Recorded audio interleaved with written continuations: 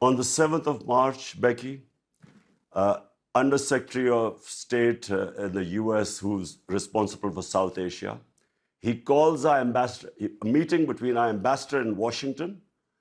He tells our ambassador in an official meeting, there are note takers on both sides. He tells the ambassador that unless you get rid of your Prime Minister Imran Khan in a vote of no confidence, which, by the way, hadn't been tabled as yet, but he seemed to know about it, he said, unless you get rid of him, Pakistan will suffer consequences. And then goes on to say, of course, if you get rid of him through the vote of no confidence, all will be forgiven. Such arrogance, apart from anything else. By the way, Becky, this guy should be sacked for bad manners and sheer arrogance.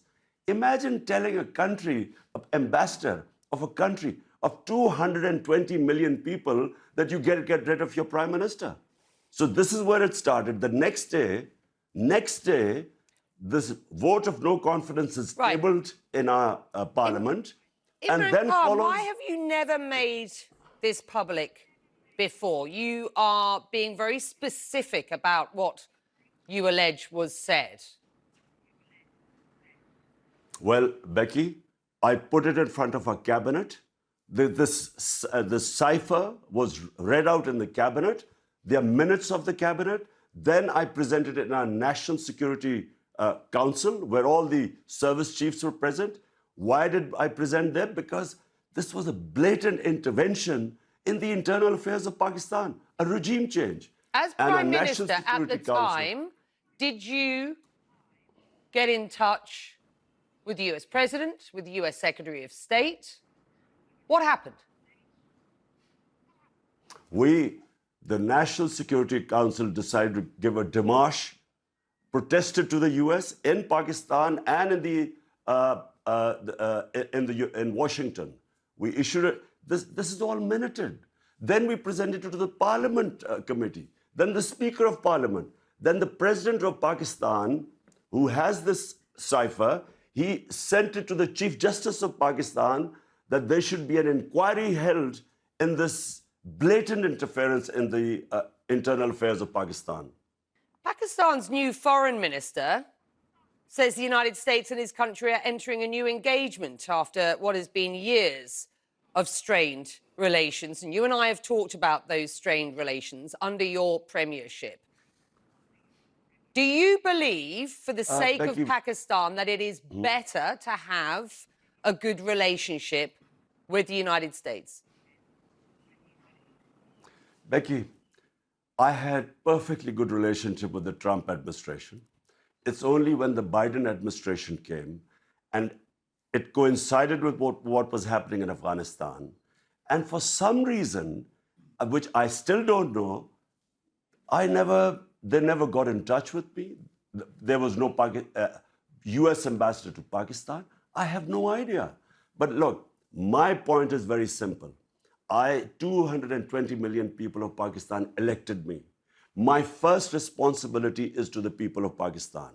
My responsibility is for the well-being. We have 50 million people living below the poverty line.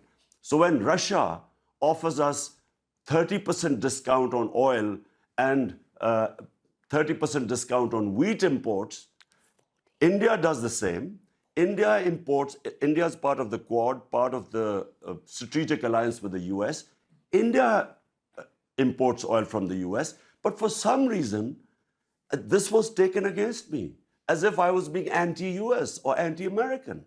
The US, let me repeat, has rubbished the notion that they have been involved in regime change in Pakistan. You continue to assert what they suggest is a conspiracy theory here. Do you genuinely believe that the US has been behind a regime change in Pakistan? Before this happened, before this meeting with Donald Lu and our ambassador, the US Embassy was calling members of my party who were some of the backbenchers who were not happy. They were having meetings with the US Embassy. What were they meeting them? And they were the first ones who then jumped ship.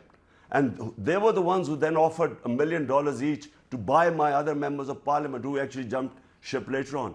Why would the US Embassy be interested in backbenchers of our party? So is the current government an American implant? It's with their blessings. And you know, the painful thing, Becky, is not just that everyone, we all call it imported government, but the worst thing is they're a bunch of criminals. For 30 years, these guys have been plundering the country. 60% of the cabinet is on bail. You were in Russia meeting President Putin the day he announced the war in Ukraine. The optics didn't and don't look good, do they? They didn't, Becky, but let me explain to you, this visit was planned a long time back, and all the stakeholders in Pakistan were on board. The military wanted hardware from the Russians. We wanted oil. There was a gas pipeline which was being negotiated for the past 6 years before my government came in. So this trip was planned a long time before. How would I know that the day I land in Moscow, President Putin decides to go into Ukraine? I wasn't supposed to know that. Do you regret that trip now? I would regret if we had known about the invasion and then I had gone in, I guess I would have regretted it, because I do not believe in military solutions. I have opposed all military ways of achieving political ends. So, but I wasn't supposed to know. Imran Khan, will you run again? Will you run again as Prime Minister in the next elections? Whenever the next elections take place, not only will we run, but I can predict right now that this will become the biggest party in Pakistan's history, because people are so incensed and feel insulted that these criminals have been foisted upon us, who have been plundering this country for 30 years. There is anger in Pakistan. And unfortunately, because of all this becoming public, the cipher, Donald Rue's comments, who should be sacked for bad manners, there's anti-Americanism. Because you know that so many regime changes, whether US, like in Iran, Prime Minister Mossadegh, like in South American countries, when unpopular governments are foisted on a people, the resentment then goes to against the US. And unfortunately, yes, there is anti-Americanism right now.